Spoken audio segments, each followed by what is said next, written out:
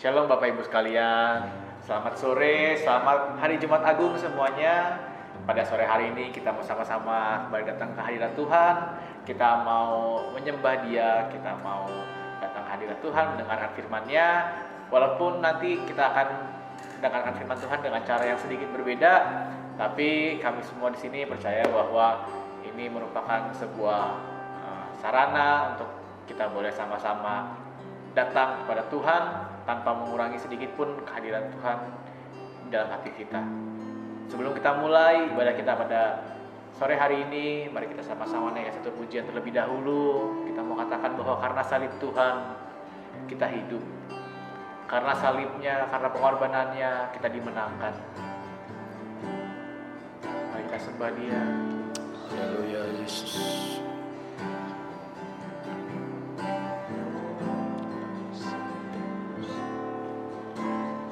Hanya Kau Tuhan di hidupku, Kau berikan hidup yang baru. Darah-Mu Tuhan menyucikan kami. Darah-Mu menyucikan, pulihkan hatiku. Nyatakan Kaulah segalanya. Kau sumber pengharapan. Engkaulah sumber pengharapan. Kuasa-Mu sanggup menyembuhkan. Jiwaku pun berserah hanya kepadamu. Yesus, Kaulah segalanya.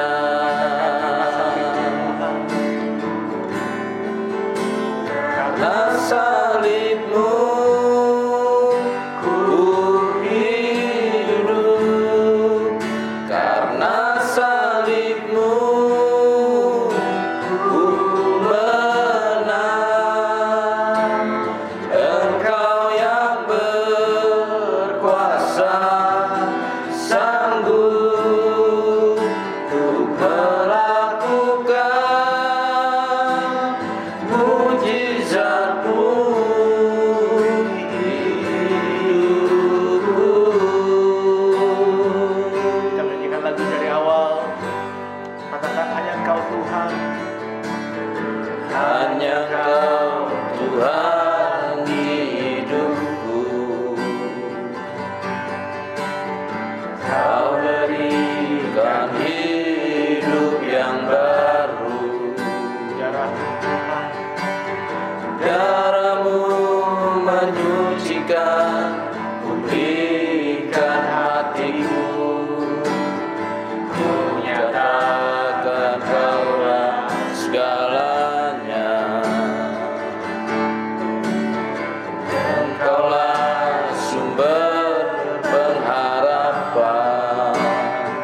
Kuasa-Mu Tuhan.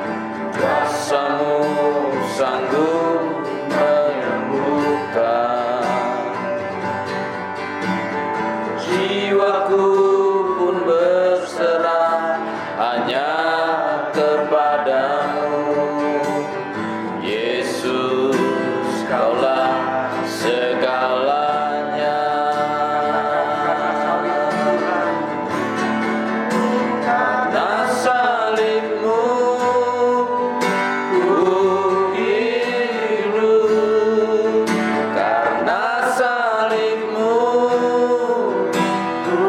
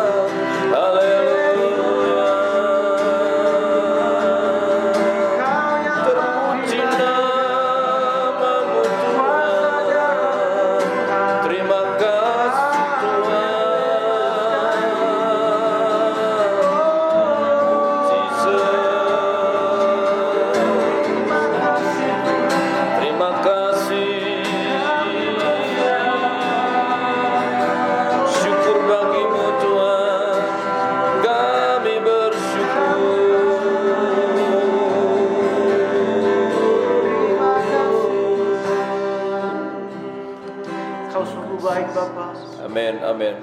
Pengorbananmu Tuhan yang sangat mulia Tuhan. Ya.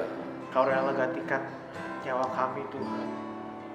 Karena pengorbananmu Tuhan yang luar biasa Tuhan. Di kayu salib. Amin. Kami boleh dimenangkan Tuhan. Kami boleh bebas Tuhan dari kuasa maut Tuhan. Kami bersyukur sekali lagi Tuhan. Kalau kami boleh menikmati kebebasan kami Tuhan. Dari kuasa-kuasa dosa yang membelenggu kami dahulu. Percaya Tuhan.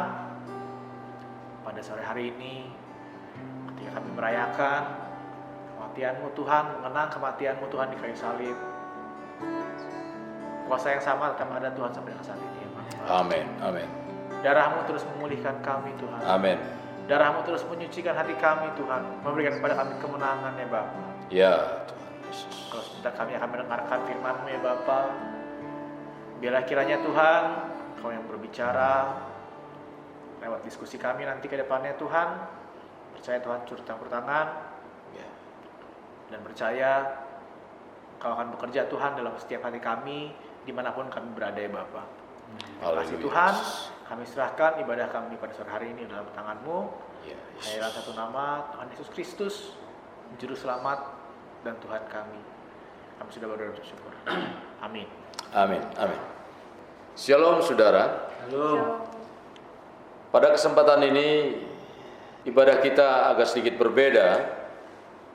Dan biasanya kita memperingati kematian Yesus lewat ibadah-ibadah yang ada. Tapi hari ini sehubungan dengan apa yang menjadi program pemerintah tentang pelarangan kerumunan orang banyak, maka kita memperingati kematian Yesus Kristus sedikit berbeda. Jadi kematian Yesus Kristus yang disebut Jumat Agung identik dengan darah yang tercurah sampai mati di kayu salib. Darah secara biologis ada hubungan dengan kehidupan. Tanpa ada darah yang mengalir dalam tubuh, tidak akan ada kehidupan. Tubuh bergantung sepenuhnya pada darah. Dalam Alkitab mencatat bahwa darah mempunyai peran penting bagi manusia. Dalam kitab Imamat pasalnya yang ke-17 ayat 11, di situ mengatakan karena setiap nyawa makhluk ada di dalam darahnya. Demikian juga di dalam Imamat pasalnya yang ke-17 ayat 14, karena darah itulah nyawa segala makhluk. Jadi darah di mata Allah mendapat tempat yang berarti. Ketika Adam dan Hawa jatuh di dalam dosa, Allah memberikan pakaian dari kulit binatang. Pakaian dari kulit binatang tidak dapat diperoleh Adam dan Hawa tanpa membunuh terlebih dahulu binatang tersebut. Sehingga darah binatang yang dibunuh dicurahkan terlebih dahulu, baru didapatkanlah kulit binatang itu sebagai pakaian untuk Adam dan Hawa. Cerita ini terdapat di dalam kitab Kejadian pasal ketiga ayat 21. Sehubungan dengan darah, dalam kitab Kejadian pasal 22 ayat 1 sampai dengan 19 menceritakan bagaimana Abraham mempersembahkan anaknya yaitu Ishak sebagai ketaatannya kepada Allah. Ketika Allah meminta Ishak untuk dikorbankan, maka wujud dari ketaatan Abraham, dia mau melakukan apa yang diperintahkan Allah. Nah, peristiwa ini terjadi 2000 tahun yang lalu sebelum Yesus mati di kayu salib. Apapun ketaatan Abraham, kerelaan dan ketulusan hati Ishak untuk menyerahkan diri dan mau dikorbankan sebagai persembahan kepada Allah, itu semua bukan tujuan utama yang Tuhan inginkan. Sekalipun Ishak rela, sekalipun Ishak tulus untuk melakukan itu. Pengorbanan Ishak selain menguji kesetiaan Abraham terhadap Allah, juga merupakan gambaran tentang pengorbanan sesungguhnya yang dapat memenuhi kriteria yang Allah inginkan. Sebab Allah minta adalah darah yang tidak terindikasi dosa, Darah menjadi satu perhatian yang penting dan pusat perhatian Allah bagi manusia. Kenapa sih Om darah yang menjadi pusat perhatian dari Allah? Mengapa darah begitu penting di mata Allah? Kita ingat ketika Adam dan Hawa jatuh di dalam dosa. Adam dan Hawa terlihat ketelanjangannya. Nah, di dalam ketelanjangannya itu Allah mengambil inisiatif untuk mengorbankan binatang dan kulit dari binatang itu untuk menutupi Adam dan Hawa dari ketelanjangan itu. Nah, di dalam pengorbanan itu tentu terjadi bukan berarti tanpa ada penumpahan darah dari binatang itu terlebih dahulu.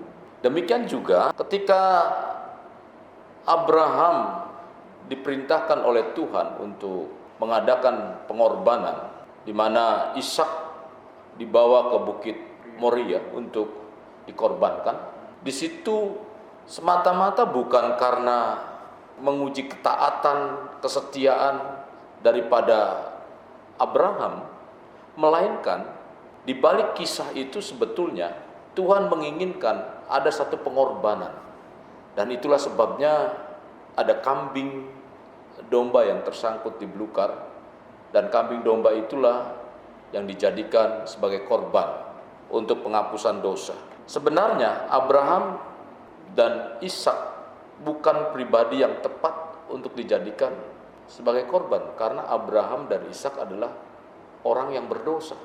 Sampai kepada hukum Taurat pun darah menjadi satu hal yang sangat penting. Karena di sini dikatakan di dalam hukum Taurat, secara perilaku dasar, hukum Taurat itu tindakan-tindakan atau aturan-aturan secara dasar dikukuhkan dengan korban darah. Apapun acara ritual selalu berkaitannya dengan darah. Apa pentingnya darah? Di mata Allah, darah itu begitu penting bagi manusia. Karena apa? Karena Allah merancangkan keselamatan bagi manusia melalui pengorbanan. Pengorbanan apa? Pengorbanan darah. Dalam hukum Taurat, hampir segala sesuatu disucikan oleh darah. Dan tanpa penumpahan darah, tidak ada pengampunan. Darah yang ditumpahkan, mulai dari Adam sampai hukum Taurat, yang memenuhi kriteria tentang darah itu adalah Yesus Kristus.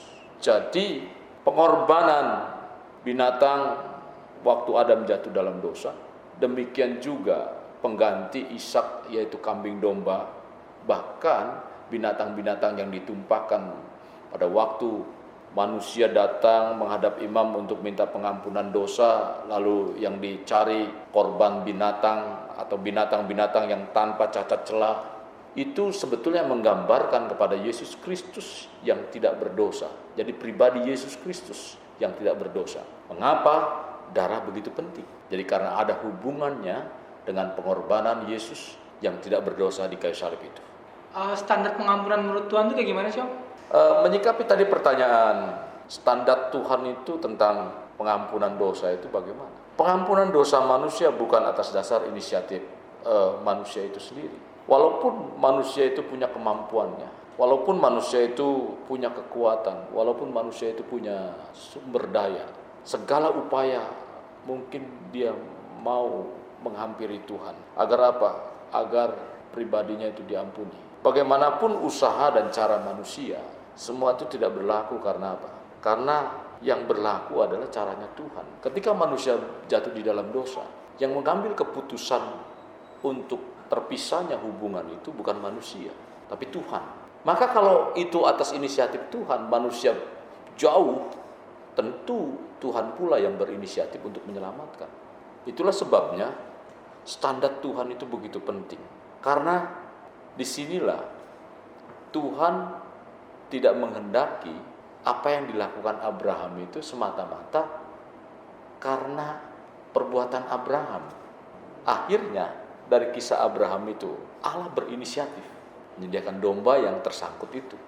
Itu dinamakan Jehovah Jireh, Allah yang menyediakan. Maka bagaimanapun usaha atau cara kita, semua tidak akan berlaku karena apa?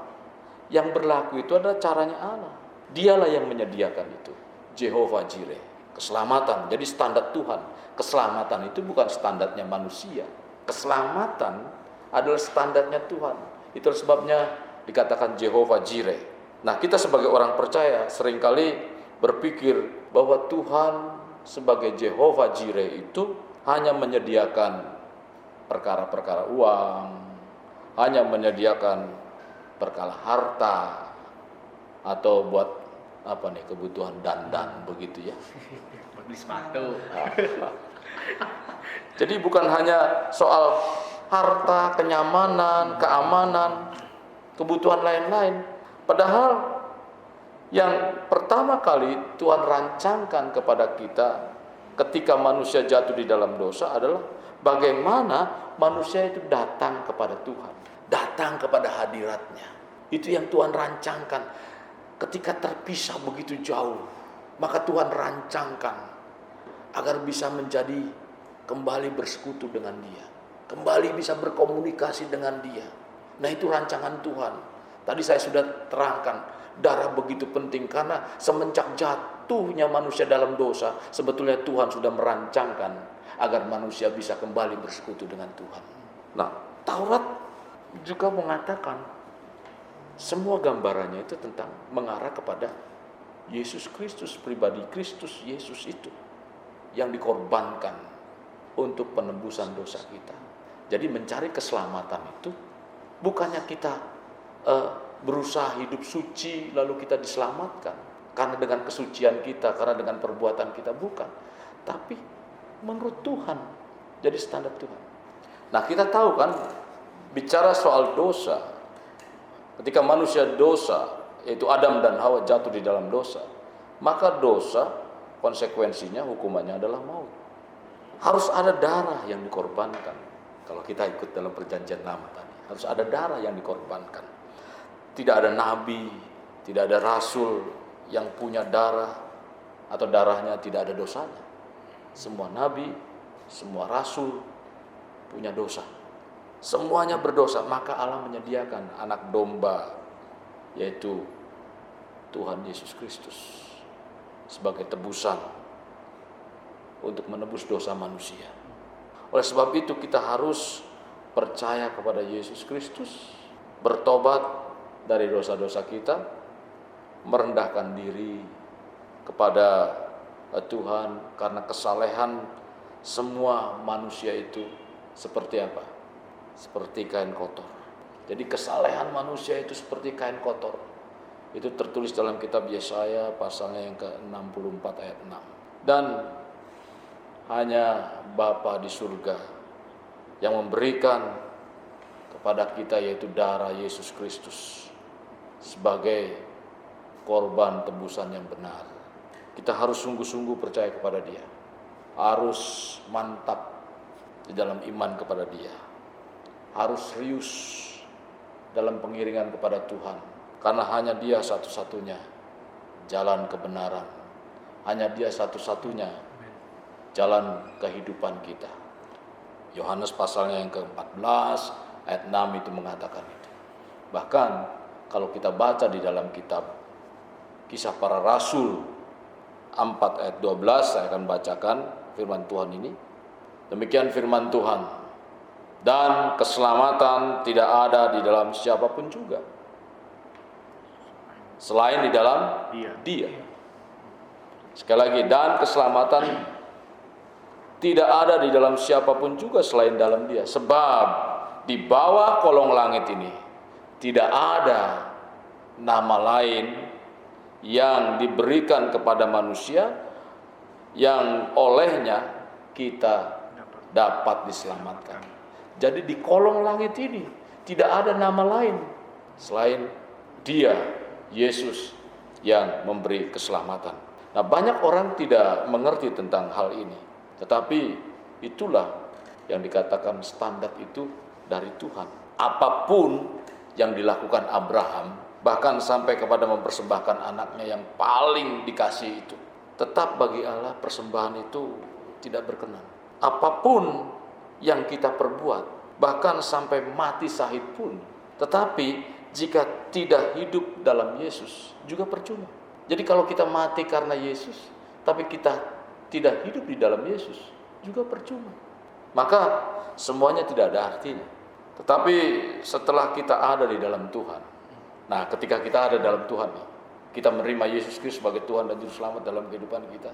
Lalu iman kita memiliki dasar yang kuat, maka apa yang kita perbuat mempunyai nilai. Ketika kita ada di dalam Tuhan, menerima Dia sebagai Tuhan dan Juru Selamat dalam kehidupan kita, ada nilai yang kita terima. Untuk hidup dalam iman seperti ini, saudara, harus kita memperbarui. Jadi kalian ini harus memperbarui pola pikir kita, cara tingkah laku kita, hidup kita. Ada lagi yang mau bertanya? Saya, kalau dalam perjanjian lama itu kan pengampunan identik dengan darah. Nah, kalau dalam perjanjian baru ini sama nggak sih identik dengan darah juga? Oke, tadi pertanyaan yang bagus sekali. Dalam perjanjian lama itu identik dengan darah. Lalu adakah dalam perjanjian baru juga berbicara tentang darah tentunya? Nah, Ibrani pasalnya yang ke-9 ayat 22, mari kita buka di sana, Ibrani 9 ayat 22. Dan hampir segala sesuatu disucikan menurut hukum Taurat dengan darah, dan tanpa penumpahan darah tidak ada pengampunan. Nah, jelas sekali itu dikatakan, hampir segala sesuatu disucikan oleh menurut hukum Taurat itu dengan darah, dan tanpa penumpahan darah tidak ada pengampunan. Ini perjanjian baru. Sebetulnya itu mengutip di dalam perjanjian lama dalam kitab Imamat, seperti yang tadi saya ungkapkan tadi. Tetapi di dalam kitab Matius juga berbicara tentang darah. Yesus mengatakan itu, Matius 26 ayat 28. Sebab inilah darahku, darah perjanjian yang ditumpahkan bagi banyak orang untuk pengampunan dosa. Nah, tadi kita sudah menerima penjelasan bahwa segala sesuatu di dalam kitab atau hukum Taurat itu selalu dengan darah. Maka Yesus berkata, jadi bukan hanya sekedar di dalam perjanjian lama, yaitu ketika Adam jatuh di dalam dosa berbicara soal darah yang ditumpahkan itu. Yesus sendiri mengatakan tentang ini, dengan jelas mengatakan, sebab inilah darahku, darah perjanjian yang ditumpahkan bagi banyak orang untuk pengampunan dosa. Jadi darah melengkapi kita dengan segala yang baik. Nah, Ibrani, coba Ibrani, kembali pada Ibrani, kitab Ibrani pasal 13 ayat 20-21. Maka Allah damai sejahtera yang oleh darah perjanjian yang kekal telah membawa kembali dari antara orang mati Gembala Agung segala domba, yaitu Yesus Tuhan kita, kiranya memperlengkapi kamu dengan segala yang baik untuk melakukan kehendaknya dan mengerjakan di dalam kita apa yang berkenan kepadanya oleh Yesus Kristus. Bagi Dialah kemuliaan sampai selama-lamanya. Amin. Nah, dalam perjanjian baru sudah jelas dengan mengatakan bahwa darah itu menjadi satu hal yang penting. Jadi bukan hanya perjanjian lama saja berbicara tentang darah, tapi dalam perjanjian baru yang digenapi oleh Yesus Kristus, bagaimana Dia menggenapi tentang kebenaran firman Tuhan bahwa dirinya berkorban dan darah perjanjian itu mensahkan seluruh janji-janji Tuhan. Sehingga dengan demikian, apa yang dijanjikan Tuhan, setiap firman yang dijanjikan Tuhan, kita bisa mendapatkan itu karena darah. Darah sebagai materai untuk mensahkan semua perjanjian-perjanjian itu. Nah, maka darah juga berbicara tentang bagaimana cara kita hidup di dalam Tuhan. 1 Petrus pasal pertama ayat 18-19, mungkin saudara yang di rumah juga bisa membaca bersama-sama dengan kita. Sebab kamu tahu bahwa kamu telah ditebus dari cara hidupmu yang sia-sia, yang kamu warisi dari nenek moyangmu itu, bukan dengan barang yang fana, bukan pula dengan perak atau emas, melainkan dengan darah yang mahal, yaitu darah Kristus, yang sama seperti darah anak domba yang tak bernoda dan tak bercacat. Nah, jadi bagaimana cara perilaku kita? Kita harus menyikapi darah yang begitu mahal itu, yang sudah menebus dosa kita. Maka di sini katakan, kita ini ditebus oleh darah yang begitu mahal. Maka dari itu, mari jangan gunakan hidup itu yang enggak karuan. Karena apa? Karena kita sudah ditebus dari cara hidup kita yang lama, yang sia-sia. Oleh apa? Oleh darah Kristus. Jadi darah itu menjadi pola atau cara hidup. Karena darah menjadi cara hidup kita, bagaimana kita hidup berkenan kepada Tuhan. Sebetulnya akibat darah yang Tuhan curahkan kepada kita, dari hidup yang sia-sia, hidup yang tidak ada artinya itu menjadi berarti karena darah Kristus. Dalam perjanjian baru, saudara, darah Kristus menandakan kuasa kematiannya. Untuk apa? Kuasa kematian untuk menebus dosa kita. Dengan demikian, ketaatan dan kehidupan dan kematian menjadi dasar dalam perjanjian baru. Maka dalam 1 Korintus pasalnya yang ke-11 ayat 25 itu dikatakan, cuplikan sedikit saja di sini, cawan ini adalah perjanjian baru yang dimateraikan oleh darahku. Jadi betapa penting. Nah, perjanjian baru itu mengutip tentang darah begitu luar biasa. Jadi darah merupakan hal yang dipakai Kristus untuk membebaskan dosa-dosa kita. Maka mari sadar pengorbanan yang begitu luar biasa untuk saudara, untuk kita semua nih, bahkan saudara-saudara yang ada di rumah pun harus sadar bahwa darah Kristus yang tercurah begitu rupa untuk menebus segala setiap kesalahan kita yang harusnya kita dihukum, tetapi kita dibebaskan.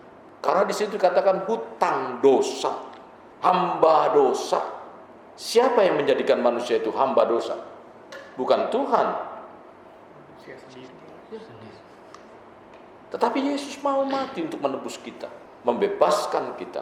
Menebus, artinya menebus itu mengeluarkan kita dari kumpulan budak dosa itu. Dalam zaman perjanjian lama, budak itu tidak bisa merdeka. Yang bisa memerdekakan budak itu adalah tuannya. Jadi, ketika manusia jatuh di dalam dosa, manusia itu budak dosa. Siapa yang mampu membebaskan manusia dari perbudakan dosa? Cuma hanya Tuhan. Tuhan yang mampu.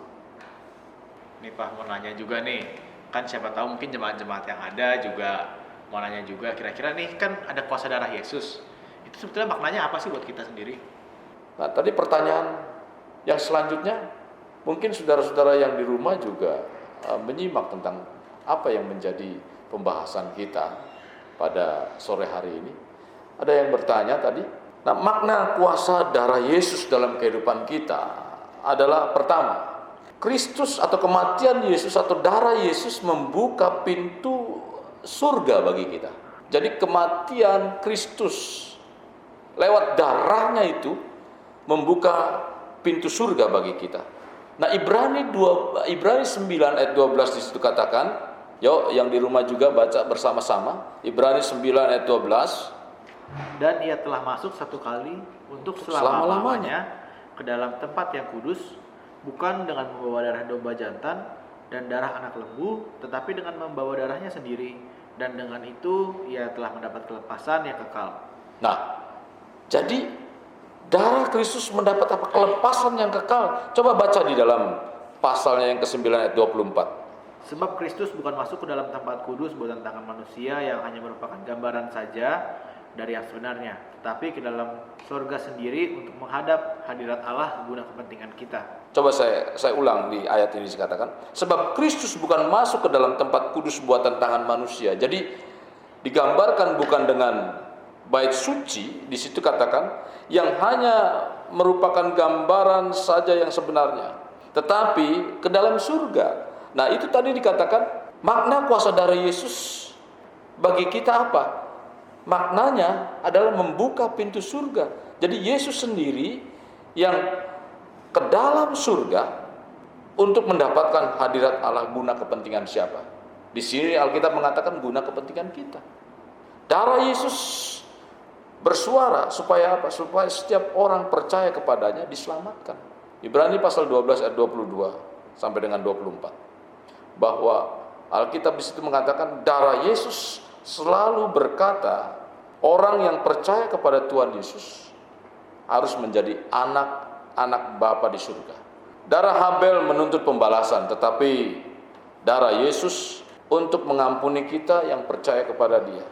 Bagaimanapun dosa saudara dan apapun yang pernah saudara perbuat, jika saudara bertobat, menerima dan hidup di dalam Tuhan, maka kita pasti diampuni. Kita pasti memperoleh keselamatan oleh kuasa darah Yesus. Tidak ada jalan lain untuk kita memperoleh keselamatan, hanya ada di dalam Tuhan Yesus Kristus. Hanya darah Yesus, darah yang maha kudus, tanpa dosa, yang dapat memenuhi kriteria kebenaran dan kekudusan Allah. Yang kedua, maknanya adalah mendamaikan kita dengan Bapa di surga. Mendamaikan saudara yang berdosa dengan Bapa di surga.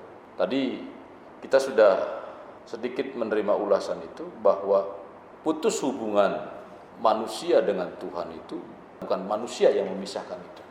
Justru Tuhanlah yang memisahkan itu. Ketika putus hubungan itu, maka Tuhan mengambil inisiatif untuk mengadakan perdamaian.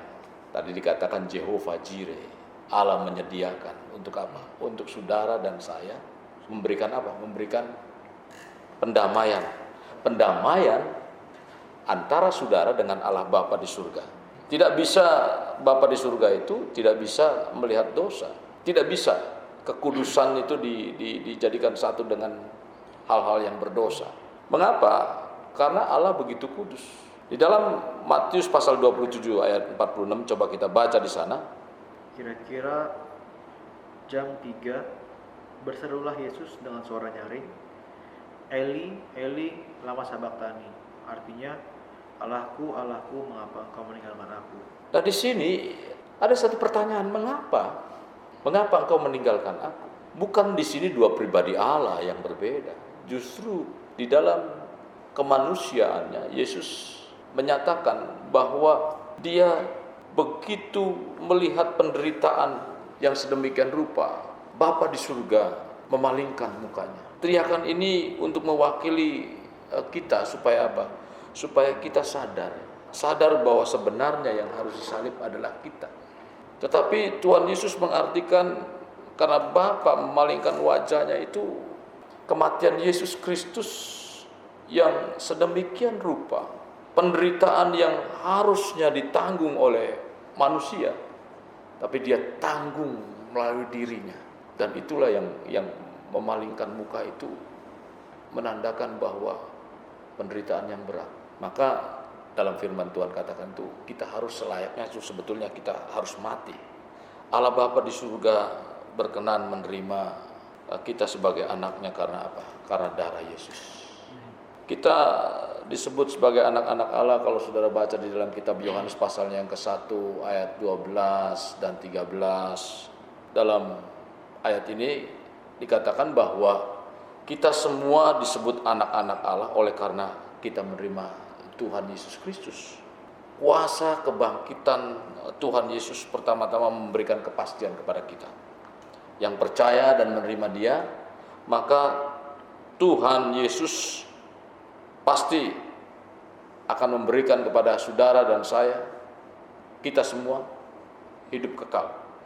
Hidup kekal bersama dengan Tuhan di surga. Mujizat terbesar bagi saudara adalah hidup kekal. Nah, selanjutnya, mengapa atau makna apa yang kita terima lewat kematian Kristus itu? Makna yang ketiga adalah penghapusan dosa kita yang percaya dan menerima Dia sebagai Tuhan dan Juru Selamat. Efesus 1 ayat 7, kita buka di sana. Efesus 1 ayat 7. Sebab di dalam Dia dan oleh darahnya kita beroleh penebusan, yaitu pengampunan dosa, menurut kekayaan kasih karunia-Nya. Ya, 1 Petrus 1 ayat 18 dan 19. Sebab kamu tahu bahwa kamu telah ditebus dari cara hidupmu yang sia-sia, yang kamu warisi dari nenek moyangmu itu, bukan dengan barang yang fana, bukan pula dengan perak atau emas, melainkan dengan darah yang mahal, yaitu darah Kristus yang sama seperti darah anak domba yang tak bernoda dan tak bercacat. Jadi kita ini dulu punya warisan. Warisannya bukannya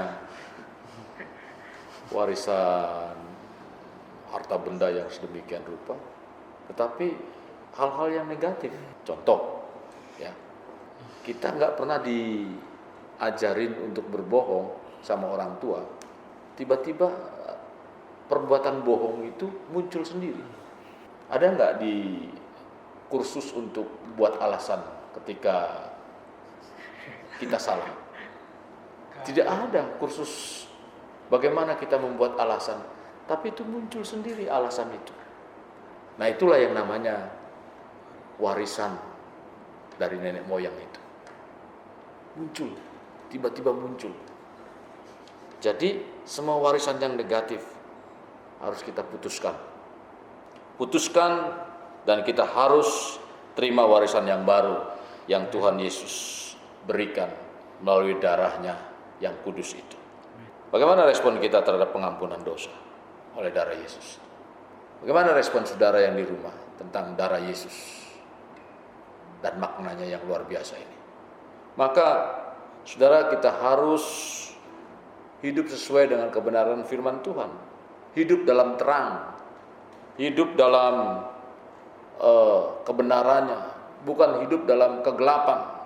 Hidup dalam terang berarti satu sama lain itu jangan ada yang menyimpan dosa. Hidup dalam terang, terbuka. Kalau hidup dalam terang, sebetulnya kita enak. Hidup dalam terang itu, aduh susah ya om kalau saya hidup dekat dengan Tuhan, lalu kesini nggak boleh, kesono nggak boleh. Sebetulnya enak. Jalan hidup dalam terang itu enak. Saudara nggak bisa nabrak sana, nggak nabrak sini. Hidup dalam terang itu saudara bisa, oh iya ini nggak boleh ya, saya kalau jalan ke sini nanti saya kecebur. Kalau saya jalan ke sini, saya nanti, oh iya saya dapatkan sesuatu jalan dari sini ke sini. Karena apa? Karena terang. Coba saudara dalam kegelapan, semua nggak jelas. Akhirnya apa? Jangan-jangan saudara jalan terus jalan karena nggak jelas, saudara kecebur. Karena apa? Karena saudara dalam gelap, jalan dalam gelap.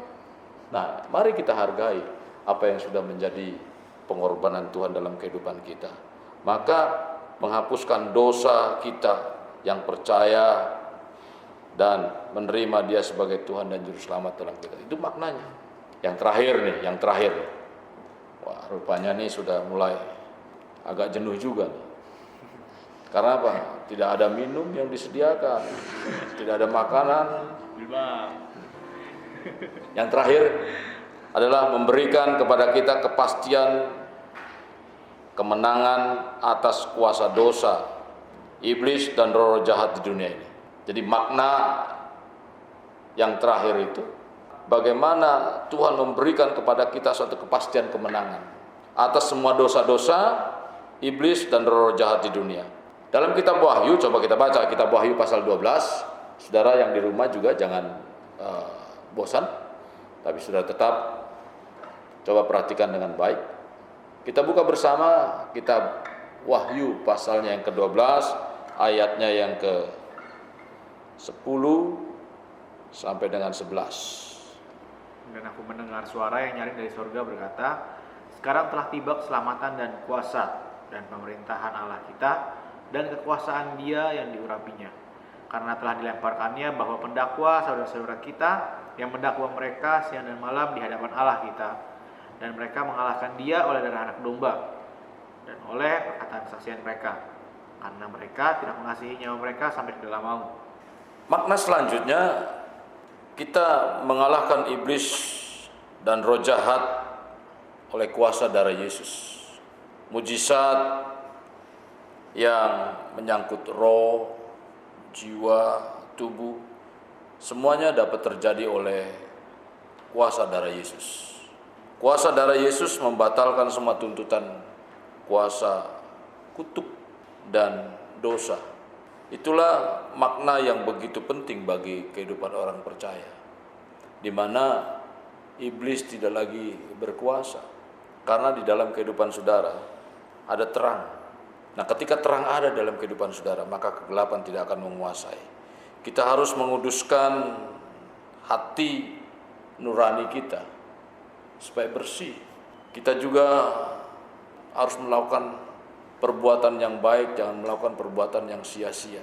Supaya apa? Supaya menjaga kehidupan Kristus ada dalam kehidupan kita. Makna itu menjadi satu hal yang sangat penting bagi kita sebagai orang percaya. Saudara-saudara yang di rumah, itulah darah menjadi satu hal yang penting.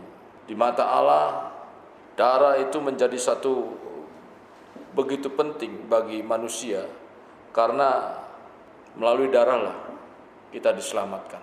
Melalui darah Yesuslah kita ditebus segala dosa dan kesalahan kita.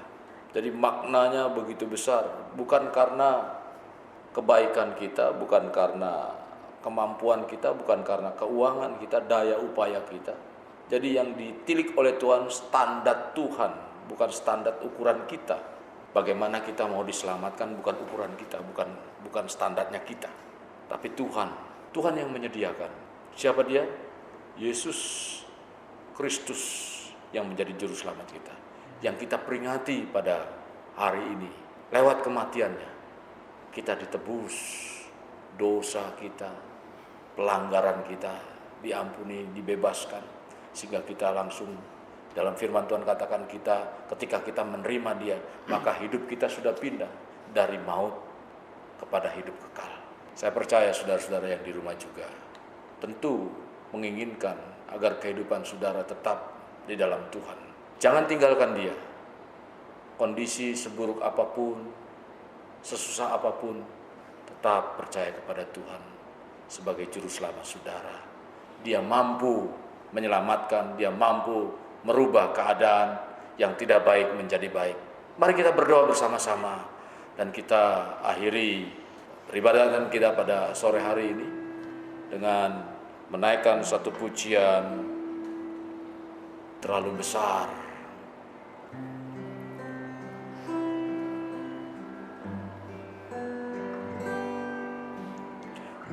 Telah kulihat bukti kasih-Mu, Kau menderita gantikanku. Dengan darah-Mu Kau selamatkanku. Kini ku hidup menyenangkan-Mu. Aku lihat bukti kasih-Mu,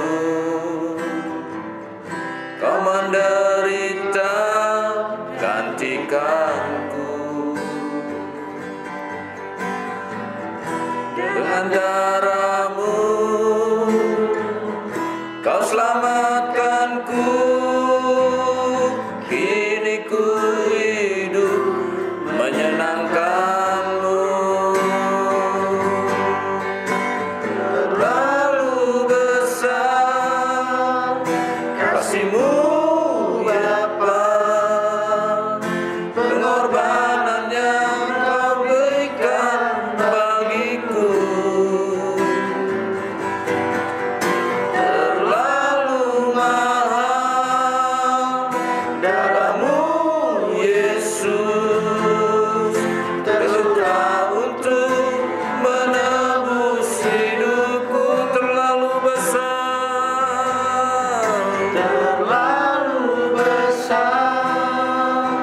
kasih-Mu Bapa, pengorbanan yang Kau berikan bagiku.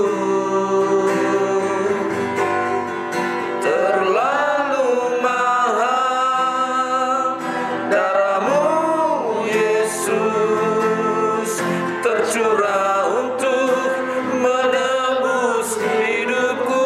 Lagi katakan terlalu besar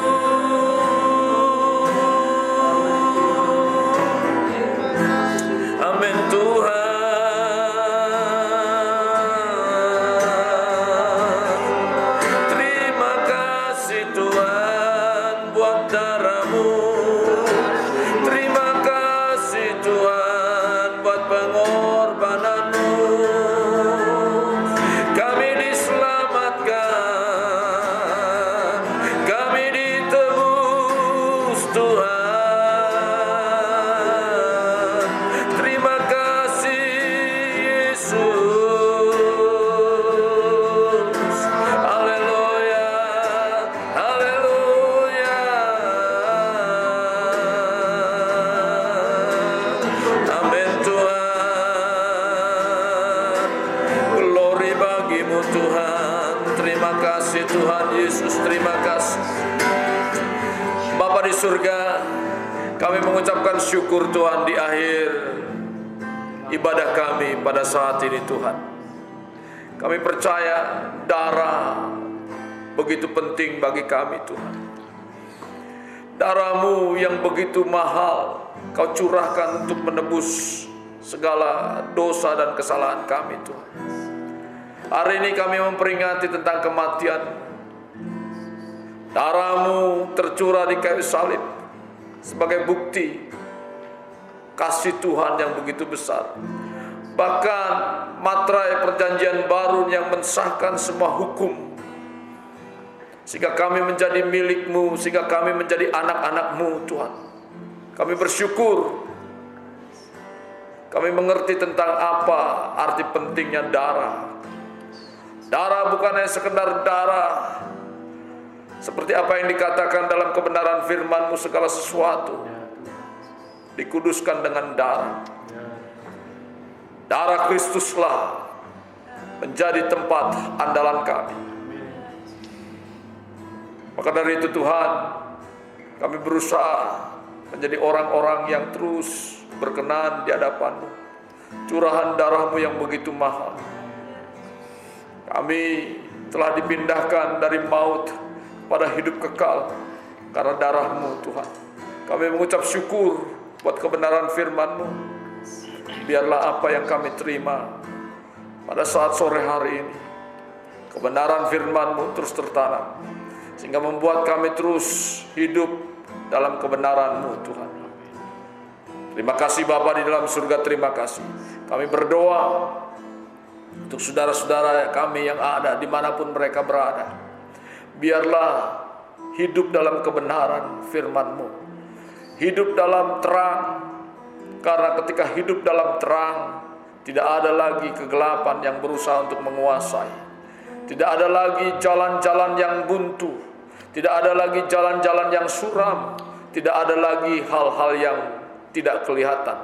Maka semua akan kelihatan, justru karena terang itulah yang dapat membedakan mana yang tidak baik dan mana yang baik.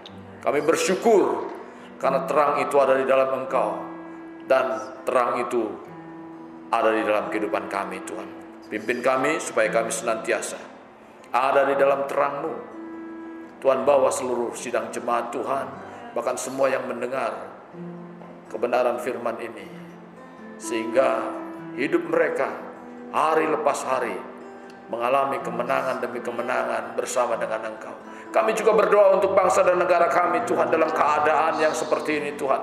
Kami berdoa biar kiranya kuasa Tuhan yang dahsyat, yang ajaib melalukan cobaan terhadap bangsa kami Tuhan, yaitu virus Corona ini Tuhan. Kami berdoa biar kuasa Tuhan yang ajaib, yang dahsyat menaungi bangsa kami, membebaskan bangsa kami, sehingga bangsa kami tidak ada di dalam prediksi terjadinya kekacauan, terjadinya kehancuran ekonomi seperti apa yang diperkirakan. Kami berdoa di dalam nama Tuhan Yesus Kristus, kuasa Tuhan yang ajaib, kuasa Tuhan yang dahsyat terjadi, memberikan pemulihan terhadap bangsa kami Tuhan, lewat kuasa Tuhan yang ajaib, yang dahsyat itu Tuhan, membebaskan semuanya Tuhan Yesus. Berdoa untuk bangsa ini Tuhan, berdoa untuk para pemerintah, pemimpin-pemimpin pemerintahan kami bangsa Indonesia, Presiden Jokowi bersama dengan para menteri dan seluruh jajaran yang ada Tuhan, bahkan sampai kepada aparat pemerintahan, gubernur, wali kota, kabupaten, lurah, sampai aparat-aparat yang di bawah Tuhan. Kami berdoa biar Tuhan memberikan hikmat marifat untuk mampu menangani permasalahan ini Tuhan. Bangsa kami tetap dalam keadaan yang tidak seperti apa yang diprediksikan. Tuhan, kami percaya biarlah musibah ini, pandemi ini Tuhan, cepat berlalu di tengah-tengah bangsa kami, sehingga tidak ada banyak lagi orang-orang yang tertular dengan virus corona.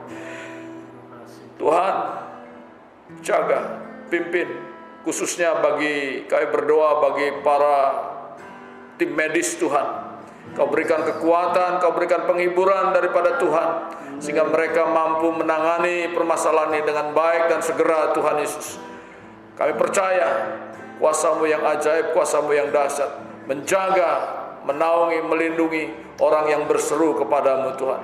Terima kasih Bapa di dalam surga, terima kasih bagi setiap anak-anak-Mu yang ada di dalam persoalan masalah keuangan, permasalahan-permasalahan yang lain, kebutuhan hidup mereka. Karena virus ini Tuhan, karena bencana ini Tuhan, Engkau mau pelihara juga Tuhan. Engkau mau kirimkan berkat-berkat dalam kehidupan mereka, sehingga mereka tidak hidup dalam kekurangan, mereka hidup dalam apa yang mereka butuhkan Tuhan, dipenuhi Tuhan.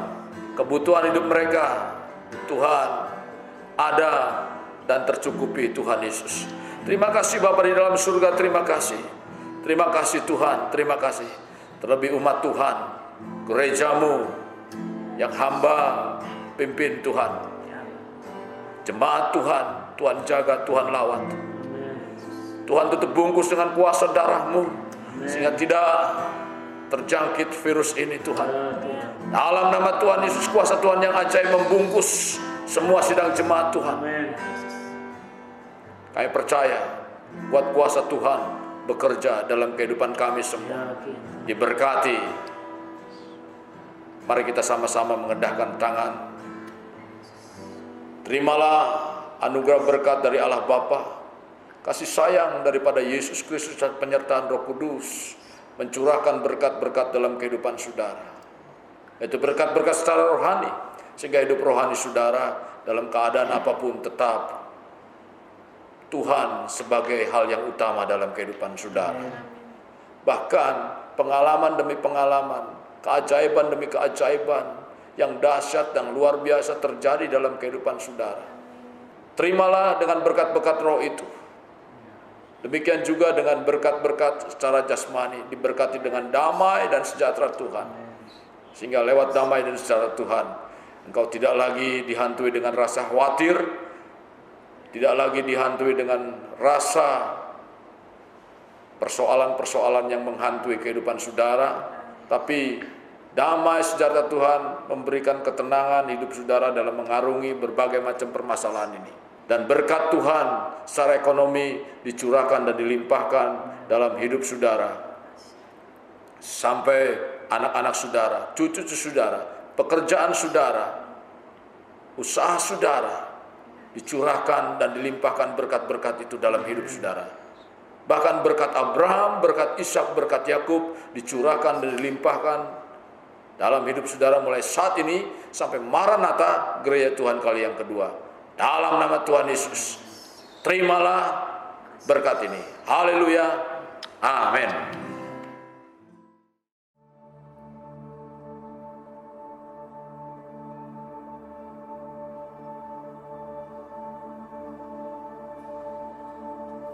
You were the Word at the beginning, one with God the Lord Most High.